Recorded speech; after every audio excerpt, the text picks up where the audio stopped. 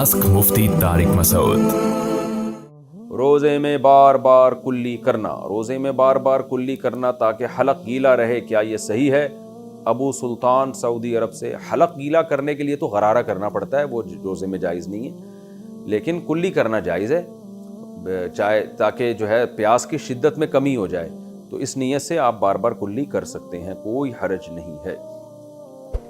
रोज़े में खाना बनाते हुए नमक चखना, क्या रोज़े की हालत में खाना बनाते हुए नमक या मिर्च चख सकते हैं जबकि फौरी तौर पर कुल्ली कर ली जाए? उम्मे तलहा यूके से। मकरूह अमल है, नापसंदीदा अमल है, लेकिन अगर खाने के ख़राब होने का, बेड़ा गर्क होने का ख़तरा है कि मियाँ साहब को गुस्सा आ जाएगा, उनका मीटर घूम जाएगा, बच्चे प्लेटें उठा उठा के फेंकना शुरू कर देंगे, अम्मी ये क्या कर दिया आपने, हलवा ऐसा बनाया उसमें तो चीनी नहीं है, चीनी के बजाय नमक डाल दिया आपने, या नमक बहुत कम डाल दिया जाता है तो भी जायका ख़राब हो जाता है। बाज़ दफ़ा खाने में नमक तेज़ पड़ जाता है और मियाँ साहब ब्लड प्रेशर के मरीज़ हैं, खा के उनकी खोपड़ी और उनकी सेटिंग आउट हो गई, सारा इफ्तारी का ही बेड़ा गर्क कर दिया उन्होंने। ऐसा ख़तरा अगर मौजूद हो तो फिर खातून नमक चख सकती हैं, तो खाना पकाते हुए थोड़ा सा मुंह पे ज़बान पे रख के फ़ौरन थूक दें और अच्छी तरह कुल्ली कर लें, तो इसकी गुंजाइश है। रोज़े में शुगर टेस्ट करना, क्या रोज़े में शुगर टेस्ट कर सकते हैं? नीस क्या किसी को मजबूरी की हालत में खून दे सकते हैं? ईशा कुरैशी। जी हाँ, शुगर भी टेस्ट कर सकते हैं और खून भी दे सकते हैं, रोज़ा इससे नहीं टूटता, खून दे भी सकते हैं, खून ले भी सकते हैं। रोज़े में ड्रिप लगवाना, अगर कोई बीमार हो जैसे टाइफाइड, जिसका कोर्स ये होता है कि रोज़ाना सुबह शाम एक एक ड्रिप लगानी पड़ती है, तो क्या रोज़े की हालत में ड्रिप लगाई जा सकती है? यासिर। जी हाँ, लगाई जा सकती है यासिर साहब। रोज़े में दौरान गुस्ल नाक में कितना पानी पहुँचाएं? एक आलिम ने फरमाया कि गुस्ल वाजिब हो तो रोज़े में भी नाक की नरम हड्डी तक पानी पहुँचाना फ़र्ज़ है, और एक आलिम ने कहा कि रोज़े में पानी नाक की नरम हड्डी तक ना पहुँचाना मसनून है। तो इसमें सही तरीका क्या है? नाक की नरम हड्डी तक तो पानी पहुँचाना लाजमी है ना, तो चाहे रोज़ा हो या ना हो, जब गुस्ल फ़र्ज़ है आप पर तो हल्का सा पानी को अंदर लेके जाएं, वो नाक की नरम हड्डी तक आराम से पहुँच जाता है। बहुत ज़्यादा ज़ोर न लगाएं, वहमी लोग ज़ोर लगा लगा के दिमाग में पानी पहुँचा देते हैं, तो हल्का सा बस खींच लें, इससे आराम से पानी पहुँच जाता है, वहम ना करें इसमें।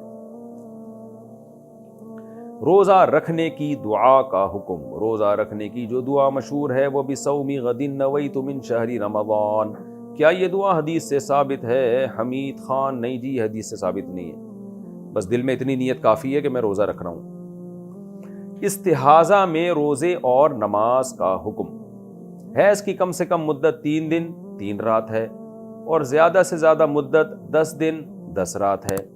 इस मुद्दत में रोज़ा नहीं रखते। अब अगर किसी को 10 दिन से ज़्यादा ब्लीडिंग हो, खून आए, तो इस सूरत में रोज़ा और नमाज का क्या हुक्म है? मोहम्मद हुसैन कश्मीर से। किसी खातून को अगर 10 दिन से भी ज़्यादा ब्लीडिंग हो रही है तो वो रोज़ा भी रखेंगी और नमाज भी पढ़ेंगी, क्योंकि हैज़ 10 दिन से ज़्यादा नहीं हो सकता। तो रोज़े का तो हुक्म यही है कि 10 दिनों के बाद वो रोज़ा रखना शुरू कर देंगी, और तमाम रोज़ों की क़ज़ा तो उन्होंने जो हैज़ की हालत में छूटे हैं वो तो वैसे ही ईद के बाद करनी है। नमाज में ये होता है कि जो हैज़ के अय्याम में औरत की नमाज़ें छूटी हैं वो उस पर लाजिम नहीं होती, तो उसमें ये करना है कि किसी खातून को मिसाल के तौर पर पिछले महीने 6 दिन ब्लीडिंग हुई, 6 दिन खून आया, तो अगले महीने अब रमज़ान आ गया है, उसको 6 दिन खून आया तो ठीक है, 6 दिन तो नमाज भी नहीं, रोज़ा भी नहीं।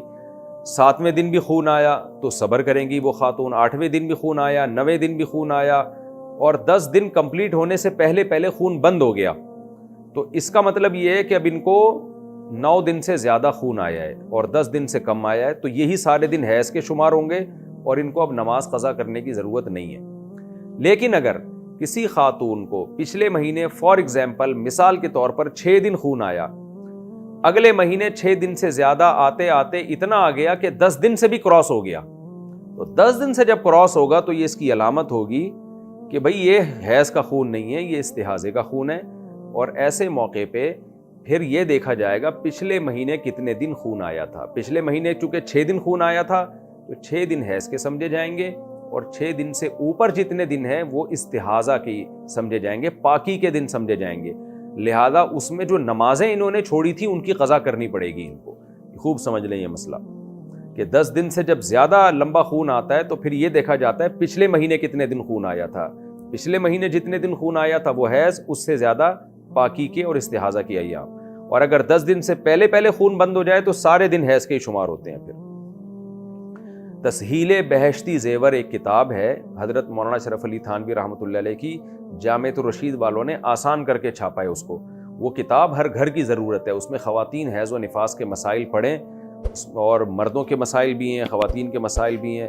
پہلے وہ بہت مشکل تھی، اب بہت آسان کر کے چھاپی ہے، اس میں یہ تمام مسائل آپ کو پتہ چل جائیں گے۔ آج کل ہماری خواتین کو بالکل بھی حیض و نفاس کے مسائل نہیں پتہ ہوتے، نمازیں ضائع ہوتی ہیں، روزے ضائع ہوتے ہیں، بڑے مسائل ہوتے ہیں اس میں۔